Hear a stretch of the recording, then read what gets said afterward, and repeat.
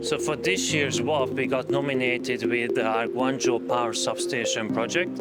I believe the reason why we got nominated is that it has a very different take on what a power substation can be. Normally, power substations are an aluminum box in the middle of a neighborhood, and it's not really part of anything around it. And we wanted to turn this around and create a substation that engages with the local community, somehow becomes part of the neighborhood, both physically but also culturally. To reach net zero for the architecture industry, I strongly believe that can only be done through collaboration. So that's why we are working with some of the best sustainability and environmental engineers on many of our projects. And we started to work on increasingly more repositioning or refurbishment or revisioning projects. And I think this is the future. These are projects where much of the structure is already existing. They might be underutilized or not really functioning. And we are turning these buildings into something that feels new and successful, but much of the built structure is already there and being preserved.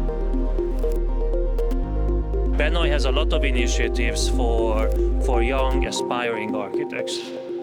We have a work placement program, we have an internship program, and then we have our year-out program. I think what's quite unique about Benoy when we have young students coming to work with us is the amount of responsibility that we give to them.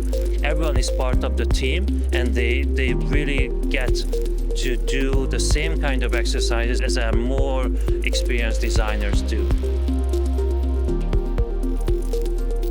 So what advice we can give to students who are studying remotely? I think we all recognize the importance of in-person tutorials and meeting with your peers. But I think the most important is to be part of some kind of creative community, and that doesn't have to be architecture.